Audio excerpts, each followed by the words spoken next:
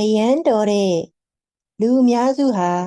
ဘာကြောင့်များမချမ်းသာကြရတာလဲလူဖွဲ့စည်းတွင်ပညာတတ်မှချမ်းသာမည်သို့မဟုတ်စာတော်မှအောင်မြင်မည်ဟုသောစကားသည်ဆယ်စုနှစ်များစွာဆိုမှုခဲ့ပါသည်သို့သောလက်တွေ့ဘဝဟုသောစာမွေးပွဲကြီးတွင်မူအတန်းထဲတွင်ထိတ်ဆုံးကျောင်းသားများထက်တာမန်အဆင့်သာရှိသောကျောင်းသားများကစီးပွားရေးလောကကိုဦးဆောင်နေကြသည်ကိုမကြာခဏမြင်တွေ့ရတတ်ပါတယ်။ဤဒီမှာတိုက်ဆိုင်မှုမဟုတ်ဘဲသိပ္ပံနည်းကျအကြောင်းရင်းများနှင့်စိတ်ပညာဆိုင်ရာကွာခြားချက်များကြောင့်ဖြစ်ပါတယ်။ဉာဏ်ရည်နှင့်ငွေကြေးအောင်မြင်မှုတို့၏ဆက်နွယ်မှုလူအများစုအထင်မှားနေကြသည်မှာဉာဏ်ရည်မြင့်လျင်အရာရာအောင်မြင်လိမ့်မည်ဟု၍ဖြစ်သည်သူတေသနာချက်များအရဉာဏ်ရည်ထက်မြက်ခြင်းသည်အလုပ်အကိုင်တစ်ခုတွင်ကျွမ်းကျင်မှုရရှိရန်အထောက်အကူပြုပါတော့လဲကြွယ်ဝမှုအတွက်မှာတော့အဓိကတော့ချက်မဟုတ်ကြောင်းတွေ့ရှိရပါတယ်ဥရောပသူတေသနအဖွဲ့အစည်းတစ်ခုဖြစ်သော CORDIS ၏လေ့လာချက်အရဝင်ငွေအမြင့်ဆုံးရရှိနေသူများသည်ဉာဏ်ရည်အမြင့်ဆုံးသူများမဟုတ်ကြဘဲအသင့်အတင့်ရှိရုံများဖြင့်လုပ်ငန်းခွင်၌ထိတ်ဆုံးသို့ရောက်ရှိနေကြသည်ကိုတွေ့ရပါတယ်။နံပါတ်2ထက်မြက်လွန်းသူတို့၏အောင်မြင်မှုအတားအဆီး3ခုပညာထူးချွန်သူများသို့မဟုတ်နယ်ပယ်တစ်ခုတွင်အလွန်တော်နေသူများချမ်းသာကြွယ်ဝရန်ခက်ခဲနေရခြင်းမှာ၎င်းတို့၏အတွေးအခေါ်ပုံစံများကြောင့်ဖြစ်တတ်ပါတယ်။ခွေးချမ်းစိတ်ဖြာခြင်းဖြင့်ရှေ့ဆက်မတိုးနိုင်ခြင်းအလွန်ထက်မြက်သူများသည်အချက်အလက်များကိုခွဲချမ်းစိတ်ဖြာရာတွင်အချိန်ကုန်လွန်နေတတ်ကြပါတယ်။အမှားအယွင်းမရှိစေရန်အပြန်ပြန်အလှန်လှန်စဉ်းစားတွေးတောနေခြင်းကြောင့်အခွင့်အရေးကောင်းများကိုလက်လွတ်ဆုံးရှုံးသွားတတ်ပါတယ်။လုပ်ငန်းတစ်ခုတွင်ပြီးပြည့်စုံခြင်းထက်စတင်ခြင်းကပိုပြီးအရေးကြီးပါတယ်။နံပါတ်2ဂုဏ်သိက္ခာကိုအရင်းအနှီးပြုရမှာကြောက်ရွံ့ခြင်းတစ်သက်လုံးလူတော်လို့သတ်မှတ်ခံထားရသူများကအမှားလုံးမိမှာကိုအလွန်ကြောက်ရွံ့တတ်ကြပါတယ်။ရှုံးနိမ့်သွားပါကလူတကာ၏ကဲ့ရဲ့မှုကိုခံရမည်ကိုစိုးရိမ်ခြင်းကြောင့်စွန့်စားမှုရယူရန်ဝင်လေတတ်ကြပါတယ်။၎င်းတို့သည်၎င်းတို့အားလုံခြုံသောဝန်ထမ်းဘဝထဲမှသာပိတ်လောင်ထားတတ်ကြပါတယ်။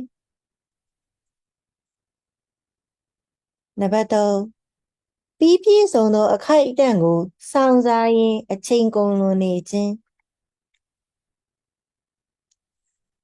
အခြေအနေတွေအားလုံးအဆင်ပြေမှလုပ်မယ်ဆိုသောအတွေးသည်စီးပွားရေးလောကတွင်အလုံးမဖြစ်ပါဘူး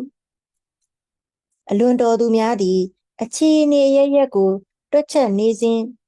စာသိမတော်တဲ့ကျောင်းသားများကတော့အမားနဲ့အမှန်ကို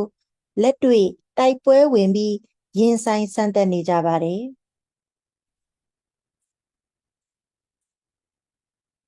နောက်ဆုံးတစ်ခုကတော့စာသိမတော်တဲ့ကျောင်းသားများရဲ့လှုပ်ဝက်ချက်များ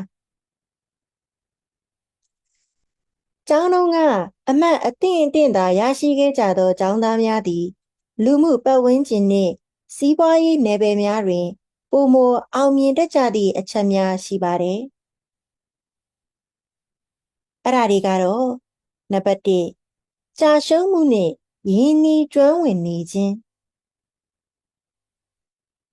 စာသိမတော်တဲ့ကျောင်းသားများသည်ကျောင်းမှာကလေးကအမှန်နေခြင်းကြာရှုံးခြင်းများကိုခံနိုင်ရင်ရှိခဲ့ကြသူများဖြစ်၍လက်တွေ့ဘဝရဲ့ရှုံးနိမ့်မှုများကိုလည်းအလွယ်တကူပြန်လည်ထူထောင်နိုင်စွမ်းရှိကြပါတယ်။နံပါတ်2 လူမှုဆက်ဆံရေးကောင်းမွန်ခြင်းစာအုပ်ထဲတွင်အချိန်တွေကုန်နေမဲ့အစားလူမှုရေးနယ်ပယ်မှာအချိန်တွေပေးခဲ့ကြသဖြင့်လူမျိုးစုံနဲ့ဘလို့ဆက်ဆံရမလဲဆိုတာကိုပိုမိုနားလည်တတ်ကြပါတယ်စီးပွားရေးဆိုဒီမှာလူနဲ့လုပ်ရတဲ့အလုပ်ဖြစ်သောကြောင့်ထိုအရေးအချင်းကအလွန်ကိုအရေးပါလာပါတယ်နံပါတ်3လက်တွေ့ဆန်ခြင်းစာသိမ့်မတော်တဲ့ကျောင်းသားတွေကပြီးပြည့်စုံတဲ့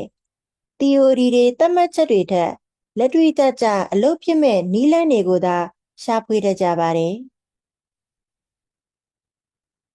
နံပါတ်4အောင်မြင်မှုအတွက်ညီမျှခြင်းအောင်မြင်မှုဆိုဒီမှာ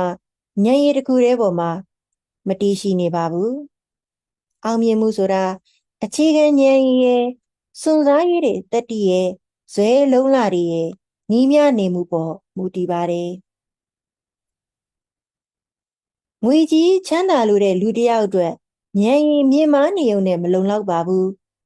မတိချမရေရသောအခြေအနေများကြားမှာလေဆုံးဖြတ်ချက်ချရဲတဲ့တတိနဲ့ကြာရှုံးမှုကိုသင်ခန်းစာယူနိုင်တဲ့စွမ်းရည်တို့ကပိုးပြီးတော့အရေးကြီးပါတယ်နံပါတ်5နောက်ဆုံးပေးခြင်းတဲ့သတင်းစကားကတော့သင်ဟာကျောင်းလုံးကစာမတော်ခဲ့လျင်စိတ်သက်သာနေစရာမလိုပါဘူးချမ်းသာကြွယ်ဝခြင်းဟာကျောင်းစာမေးပွဲရလဒ်တွေပေါ်မှာမမူတည်ပါဘူး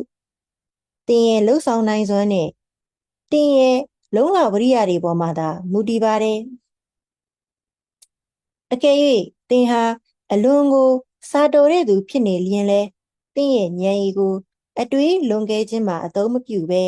လက်တွေ့ကျကျစွန့်စားလှုပ်ဆောင်ခြင်းမှာအစားထိုးပြီးအသုံးချသင့်ပါတယ်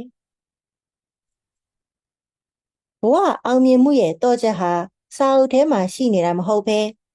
မိမိရဲ့စွန့်စားရတဲ့နှလုံးသားနဲ့လက်တွေ့လှုပ်ဆောင်နိုင်တဲ့ခြေလမ်းများတွင်သာတည်ရှိနေပါတယ်